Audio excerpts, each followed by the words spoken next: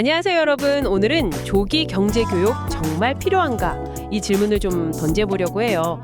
이게 은근히 민감할 수도 있는 주제죠. 요즘은 뭐 초등학생들도 주식 계좌를 만들고 그런다면서요. 어릴 때부터 경제관념, 이거 빨리 가르쳐야 자립심 기른다, 뭐 이렇게 생각하시는 분들 많으신 것 같아요. 네, 그런 분위기가 분명히 있죠. 근데 오늘 저희가 좀 깊게 들여다볼 자료, 그 정법 강의에서는요, 이런 조기 경제 교육, 특히 이 돈 버는 기술 자체를 가르치는 거 있잖아요. 이걸 상당히 좀 신중하게 봐야 한다. 심지어 경계해야 한다고까지 이야기를 하거든요. 경계요? 아니, 보통은 뭐든 빨리 배우면 좋다고 생각하는데 좀 의외인데요. 왜 그런 거죠? 정법 강의에서는 그 어릴 때부터 너무 그 주식 투자처럼 돈 버는 기술에만 집중하게 되면요. 아이가 다른 중요한 공부나 뭐 가치관 형성 같은 거는 다 제쳐두고 어쩌면 좀 노름끈 비슷하게 될 수도 있다. 이렇게 좀 지적을 해요. 그러니까 돈을 버는 방법보다 그 돈을 어떻게 바르게 쓸 것인가, 이 원칙, 기준, 이걸 먼저 세워주는 게 훨씬 중요하다. 이렇게 강조하는 거죠. 아, 그러니까 기술을 배우기 전에 먼저 올바른 생각, 어떤 삶의 태도, 이런 게 먼저라는 거네요. 정법 강의에서는 그래서 아이한테 진짜 필요한 건 돈 그 자체가 아니라 그 올바른 삶의 기준하고 좋은 기운이라고 한다면서요. 이 기운이라는 말이 조금 독특하게 들리는데 좀 더 설명해 주실 수 있을까요? 네, 맞아요. 이 기운이라는 게 정법 강의의 아주 핵심적인 개념 중 하나예요. 뭐냐면 아이의 미래가 뭐 기술을 배우고 안 배우고 이것보다는 주변 환경, 특히 그 주변 사람들한테서 받는 그 보이지 않는 에너지, 그걸 기운이라고 하는데 여기에 더 큰 영향을 받는다는 거예요. 쉽게 말하면 좋은 기운을 가진 사람들 곁에 자주 있으면 아이도 자연스럽게 좋은 기운을 받아서 그쪽으로 성장할 가능성이 커진다는 거죠. 기운은 기운을 불어넣는 곳으로 간다. 뭐 이런 대자연의 법칙을 이야기해요. 아하, 예를 들면 집에 좀 긍정적이고 성공한 뭐 경제인이 자주 와서 아이 예뻐해주고 좋은 말 해주고 그러면 아이도 자연스럽게 경제 쪽에 좋은 기운을 받아서 그쪽으로 클 수 있다. 이런 건가요? 바로 그거죠. 네, 그게 뭐 과학자든 예술가든 교육자든 다 마찬가지 원리가 적용된다고 보는 거예요. 반대로 생각하면 좀 부정적인 기운, 예를 들어 뭐 빚 문제 때문에 찾아오는 분들이 잦거나 집안 분위기가 좀 안 좋거나 이러면 아이에게도 그 영향이 갈 수밖에 없다. 이렇게 보는 거죠. 그렇군요. 그래서 여러분 자녀가 지금 어떤 사람들, 어떤 기운 속에서 자라고 있는지 한번 돌아볼 필요가 있다. 이런 메시지인 것 같아요. 참 흥미로운 관점이네요. 근데요, 보통 우리 유대인들 조기 경제 교육 많이 얘기하잖아요. 성공 사례로. 이런 다른 나라 사례에 대해서는 정법 강의에서는 어떻게 보나요? 아, 네네. 그 점도 언급이 돼요. 유대인이 뭐 국제사회에서 인정받고 하는 건 그들이 뭐 과학이든 경제든 여러 분야에서 인류한테 기여한 게 있으니까 그건 인정을 해요. 하지만 그 방식이 꼭 우리가 따라야 할 유일한 길이다. 이건 아니라고 좀 선을 걷는 거죠. 특히 유대인의 역사가 어떻게 보면 생존을 위한 투쟁, 뭐 전쟁과 좀 관련이 깊었다면 이제 한국은 좀 다른 길, 세계 평화에 기여하는 그런 길을 가야 한다. 이렇게 주장을 해요. 아, 한국만의 역할이 따로 있다. 특히 그 한국의 50대 전후 지식인 세대 있잖아요.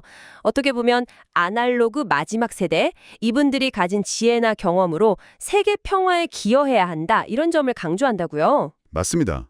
바로 그 세대가 가진 그 경험과 지식이 어떻게 보면 세계 평화에 기여할 수 있는 아주 중요한 자산이 될 수 있다. 이렇게 보는 거예요. 다른 문화를 그냥 따라하기보다는 우리 고유의 강점, 우리 역할을 찾아야 한다. 이런 이야기고요. 이게 또 부모 세대의 역할하고도 연결이 되죠. 부모 역할이요? 어떻게 연결되죠? 정법 강의에서는 인생은 50부터다 이런 관점을 제시하는데요.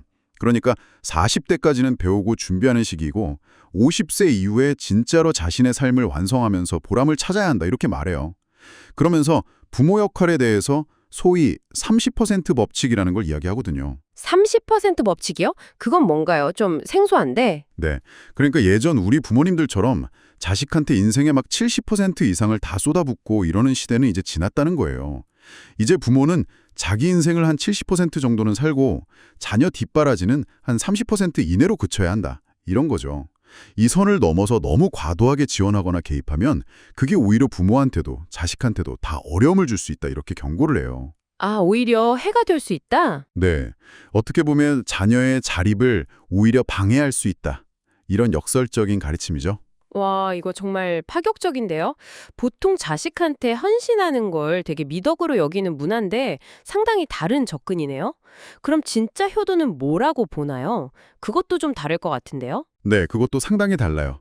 뭐 제사 잘 지내고 용돈 많이 드리고 이런 물질적인 것보다도 내가 먼저 즐겁고 기쁘고 행복하게 사는 것. 이게 진짜 효도라고 말해요.